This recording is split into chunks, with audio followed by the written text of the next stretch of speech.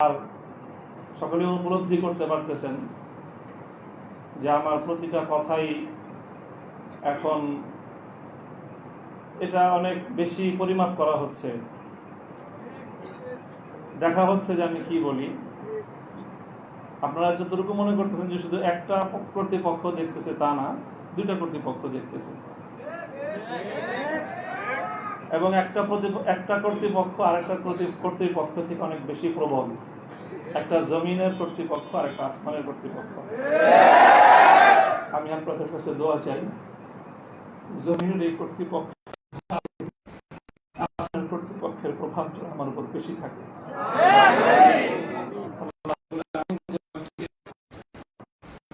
গোলাম হিসেবে তার নিকটেই যেন আমার মাথাকে অবনত রাখেন। এই দোয়াটুকু আপনারা সকলে আমার জন্য নিভৃতে একান্তে করবেন। দ্বিতীয় কথা, এখানে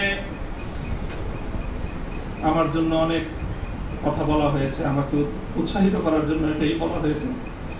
উৎসাহিত করার জন্য কিছু প্রশংসামূলক বাক্য আলোচনা করা হয়েছে। শাইখুল হাদিস আল্লামা আজিজুল হক রাহমাতুল্লাহ আলাইহির শানে আমরা এই কথাগুলো বলতাম।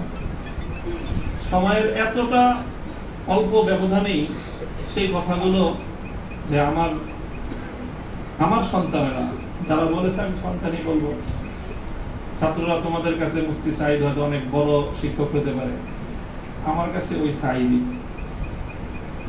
তারা আমাদের সন্তান, তারাও আমাদের সম্পর্কে সেই কথাগুলো বলেছে।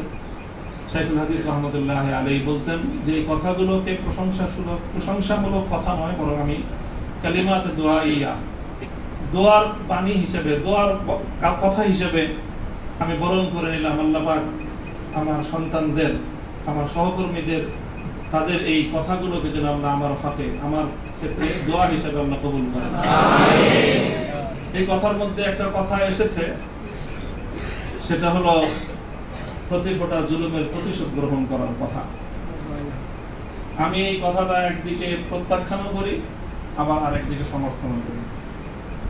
প্রত্যাখ্যান করি এইভাবে যে এটা যাদের আদর্শ অনুসরণে আমাদের এই জুলুমকে বরণ করা, আমাদের এই কারাভোগ, আমাদের এই কারাবরণ, আমরা এই শব্দগুলি বেশি বলি। কি বললাম? কারাভোগ, কারাবরণ। কারা নির্যাতন তো বলবো যত কম বলা যায়। কারা নির্যাতন নয়, আসলে তো এটা কারাবরণ। আমরা তো জেনে বুঝেই এই পথে পা বাড়িয়েছি। কেউ যদি মনে করে থাকে যে আমরা জানি না, তাহলে এটা তাদের মিস ইনফরমেশন। আমরা জানি আমাদের এই পথে চলতে গেলে এই পথটা কুসুমাস্তীর্ণ নয়। এই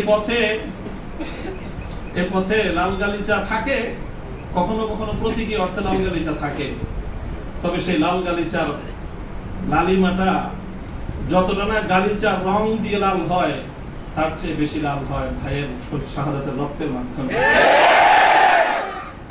শাহাদাতের রক্তের নজরানা দিয়েই আমরা সেই পথে ইনশাআল্লাহ পৌঁছবো, যে পথে শাপলা চত্বরের ভাইয়েরা শাহাদাতের রক্ত দিয়েছে, যে পথে আমার হাটহাজারীর সন্তানেরা শাহাদাতের রক্ত দিয়েছেন, যে পথে আমার বিবাড়িয়ার ব্রাহ্মণ শহীদ বাড়িয়ার বীর শহীদানেরা যে পথে আত্মত্যাগ স্বীকার করেছেন, আমরা তাদের সে পথকে ভুলবো না। তাদের সেই শাহাদাতকে আমরা কোনো সময় সেই শাহাদাত অস্বীকার করার কোনো প্রবণতাকে এক মুহূর্তের জন্য বরদাস্ত করব না। শহীদ হয়েছে আমার ভাই, সরি বলেন। বাংলায় না বলতে চান দুঃখিত, দুঃখিত যদি বলতে না চান, আপনাদের প্রিয় ভাষা ইংলিশেই বলেন, তবে কি বলেন? সরি বলেন। সে রক্তকে অস্বীকার করার চেষ্টা করবেন না। শাহাদাতের শহীদের রক্তের সঙ্গে গাদ্দারি করার মতো সেই বেঈমান পরিমাত্র শহীদ। কাজেই যে কথা বলতেছিলাম, যেটা কারাবরণ আমাদের, কারণ নির্যাতন তো অনেক পরের কথা। আল্লাহ পাক রব্বুল আলামিন কারা এই কষ্ট থেকে আমাদের সকলকে হেফাজত করেন। প্রতিশোধের যে কথাটা, সেটা আমরা তো পয়গম্বর আলাইহিস সালামের অনুসারী, নবী ইউসুফ আলাইহিস সালামের সেই বাণী লা তাসরিবা আলাইকুমুল ইয়াউম, গতকালকে আমি বলেছি, আজও বলছি, আমরা কোনো প্রতিশোধ গ্রহণ করি নাই, করতে চাই না। করার প্রবণতা কখনো যদি আমাদের মন থেকে উদ্গত হয়, সেটা হলো ইন্নামা যালিকা মিন্নী ওয়া মিনাশ শাইতান। শয়তানের প্ররোচনায় কখনো হয়তো আমরা ব্যক্তিগত আক্রোশে প্রতিশোধের কথা বলে থাকতে পারি, কিন্তু আমরা প্রতিশোধ পরায়ণ নই। এটা মূল কথা। এই হিসাবে আমি প্রতিশোধের এই শব্দকে প্রত্যাখ্যান করলাম। তবে অন্য আরেক অর্থে আমি প্রতিশোধের শব্দকে সমর্থন করছি। শুধু সমর্থন নয়, বরং আমি আমার পুনর্ব্যক্ত করছি যে আমরা প্রতিশোধ নিব।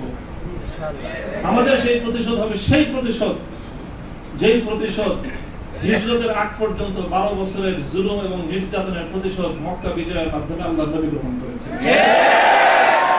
আল্লাহ নবী মক্কা বিজয়ের পরে সেই সকল অপরাধীদেরকে ক্ষমা করার মধ্য দিয়ে, সেই জমিনে আল্লাহর দ্বীনের ঝান্ডা সমুন্নত করার মধ্য দিয়ে মধুর প্রতিশোধ নিয়েছিলেন।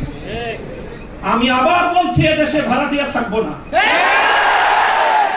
ভাড়াটিয়া হিসেবে থাকবো না। এই জমিনের মালিকানা সূত্রে এদেশে বসবাস করি। এই জমিনকে আল্লাহর জন্য মুক্ত করেই ছাড়বো ইনশাআল্লাহ। আল্লাহর দ্বীনের বিজয়, সেটাই হবে আমাদের পরম প্রতিশোধ। এবং যারা আমাদেরকে শত্রু ভেবে আমাদেরকে নিঃশেষ করার চেষ্টা করেছে, অপমান করার চেষ্টা করেছে, আমরা তাদেরকে সম্মানিত করে প্রতিশোধ দেব।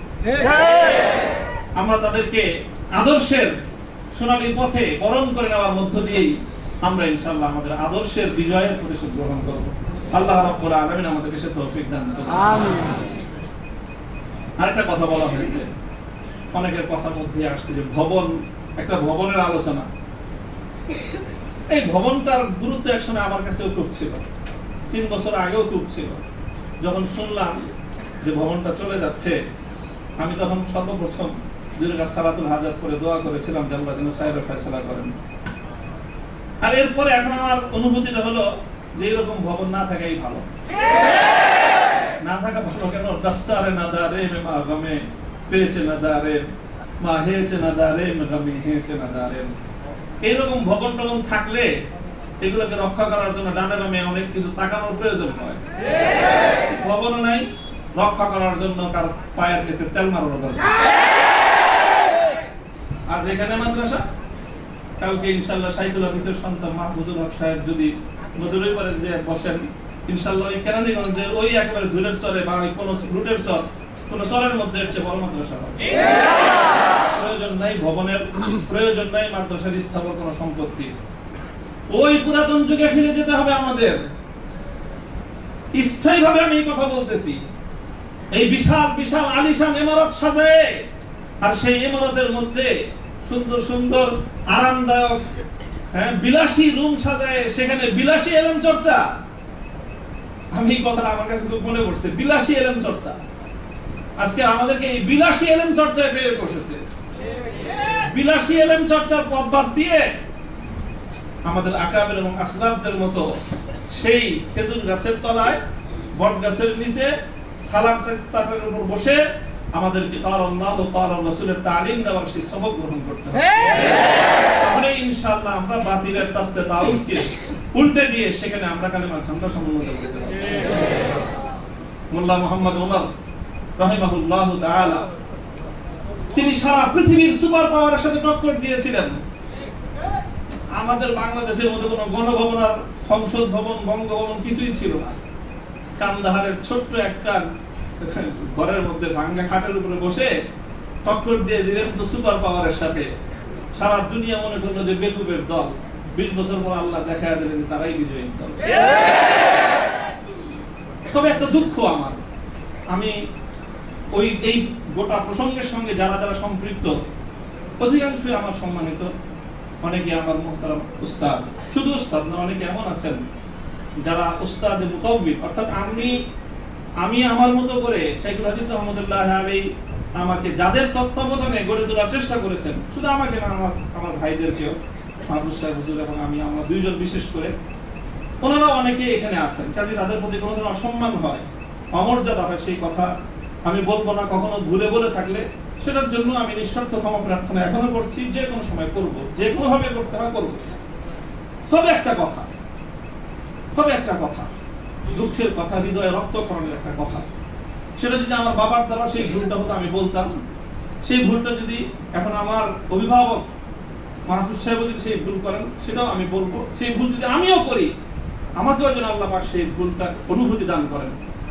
সেটা হলো যখন এদেশে মূর্তির বিষয় নিয়ে বিতর্ক তৈরি হলো, ভাস্কর্য নামে জাতীয় পর্যায়ে মূর্তি তৈরি হবে কি হবে না এই বিষয়ে যখন বিতর্ক, তখন আপনারা সেই বিতর্কের মঞ্চে ডিজিটাল ছবি তোলাটা কতটা বড় অপরাধ, কতটা বড় অন্যায়, কত বড় গুনাহ সেই মাসলা নিয়ে আসলেন।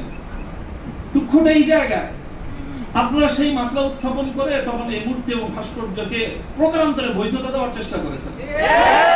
আপনারা বোঝানোর চেষ্টা করেছেন যে আজকের একটা ছাত্র ফেসবুকে তার ছবি আপলোড করা যতটুকু বড় অপরাধ, বাংলাদেশের স্বাধীনতার স্থপতি মরহুম বঙ্গবন্ধু শেখ মুজিবুর রহমান সাহেবের ৬০ ফুট লম্বা ভাস্কর্য নামক মূর্তি স্থাপন করা সমান অপরাধ।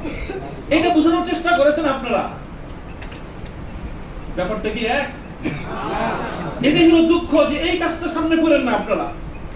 আপনারা যদি ভাস্কর্যের বিরোধিতা করতে ভয় পান তাহলে আমি আপনাকে দোষারোপ করব না, তবে ভাস্কর্য নামক এই সকল শিরকি সংস্কৃতির বিরুদ্ধে যারা কথা বলবে তাদের প্রতিপক্ষ হয়ে মাঠে গিয়ে এই ধরনের বিতর্কিত মাসলা উত্থাপন করে জালিমের এবং যারা মূর্তি পূজারীদের দোষর তাদের অবস্থানকে সংহত করবেন। আমি জানি না যদি বুঝে করে থাকেন গফরাল্লাহু লাকুম, আল্লাহ আপনাদেরকে মাফ করুন। আপনারা যদি বুঝে শুনে করে থাকেন আখাফু আলাইকুমুশ শিরক, আখাফু আলাইকুমুশ শিরক, না বুঝে করে থাকেন সেটাই আমার ধারণা যে আপনারা অনেক বড় বড় আলেম, রাজনৈতিক প্রজ্ঞা আপনাদের কিছুটা ঘাটতি থেকে থাকতে পারে এই ক্ষেত্রে অন্তত। কাজেই এই জায়গাটায় বিলম্ব হলে আপনারা কথা বলেন, বিলম্ব হলেও কথা বলেন, ইতিহাস আপনাদেরকে ক্ষমা করবে না। মনে রাখেন না যে আমরা হেফাজতে ইসলামের কিছু নওজওয়ান আলেম এবার যেটা করছে সরকার একটা ভালো বুদ্ধির কাজ করছে, আগের বার থেকে আগের অতীত থেকে তারা শিক্ষা নিছে। শাইখুল হাদিসের মতো, মুফতি আমিনী সাহেবদের মতো বৃদ্ধ মানুষদেরকে মানে তারা আটকায় জাতির কাছে তারা একটা বিশেষ মানে বড় ধরনের একটা মানে আসামির কাঠ গড়ে দাঁড়ায় গেছিল। এইবার তারা আমাদের মুরব্বীদেরকে কারো গায়ে স্পর্শ করে নাই, শুরুই করছে নামুল হক থেকে যে এদের হাত পা গুলি সব ভাঙিয়ে দাও, তাইলে এই বুড়া মাথা যেগুলো আছে সেগুলো আর কি করবে, এই পলিসি নিছেন। কাজেই যেটা করেছেন সেটা হলো, আবারও বলছি যে এই ধরনের যখন তাওহীদ এবং শিরকের লড়াই হয়ে দাঁড়াবে, আল্লাহ ভাস্কর্য বিরোধী আন্দোলন এটা তাওহীদ এবং শিরকের আন্দোলন, সব শিরকের সংঘাত ছিল। ভাস্কর্যের পক্ষে যারা ছিলেন তারা শিরকের পক্ষে ছিলেন, ভাস্কর্যের বিপক্ষে যারা ছিলেন তারা তাওহীদের ঝান্ডা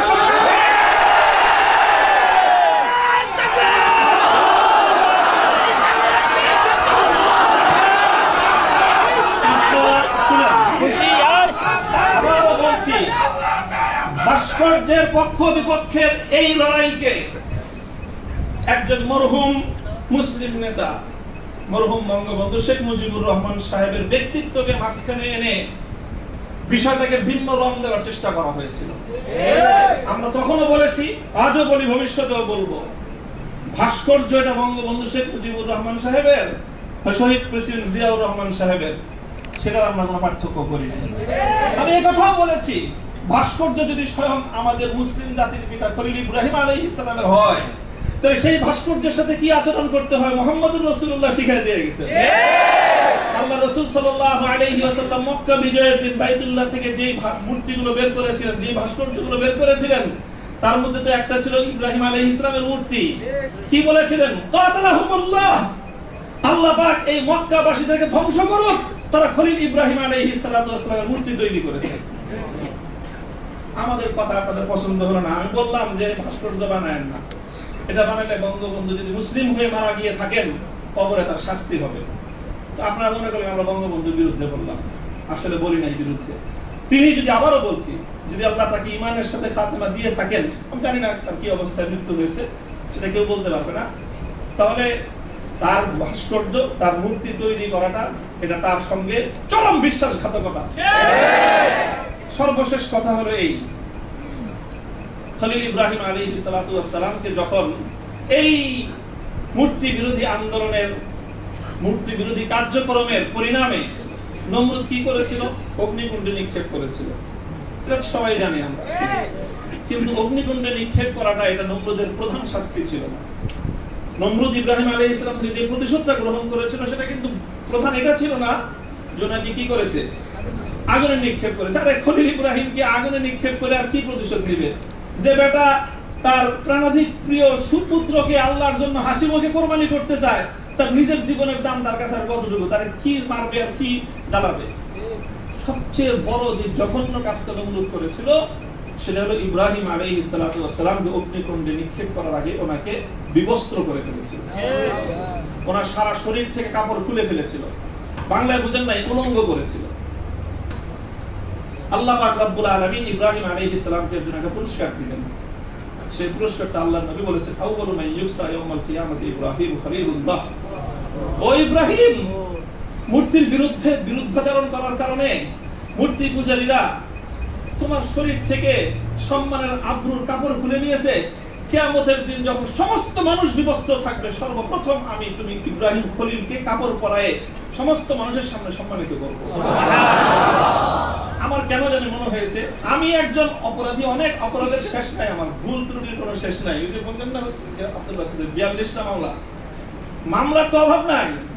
এই যে কোনো মামলায় ফাঁসি দিতে পারেন, ফাঁসি দিতে তারা অন্য কিছু লাগে না। আদালতে তারা এক মহিলা আইনজীবী বলে, আরে বিচার করার জন্য এত কিছু লাগেনি কি আমাদের? এর চেয়ে কত হালকা সাক্ষ্যতে আমরা মানুষের বিচার করে ফেললাম। ওপেন আদালতে বলতেছে এই কথা, বিচার করার জন্য খুব কিছু লাগে না।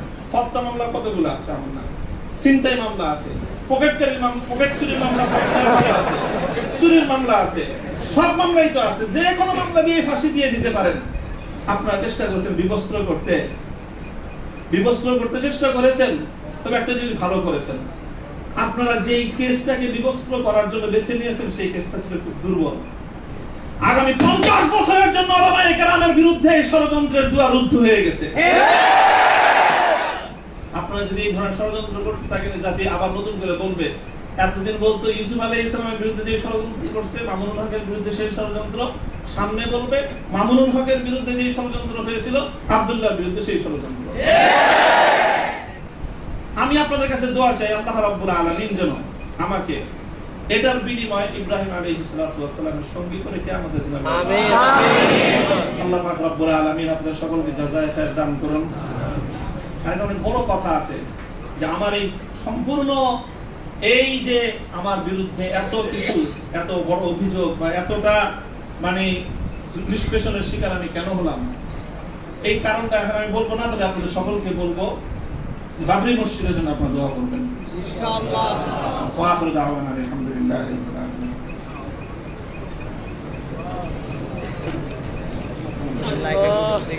নামাজের সময় হয়ে গেছে, আমরা সংক্ষিপ্ত দোয়ার মধ্য দিয়ে আজকের এই সংবর্ধনা অনুষ্ঠানের পরিসমাপ্তির দিকে যাব।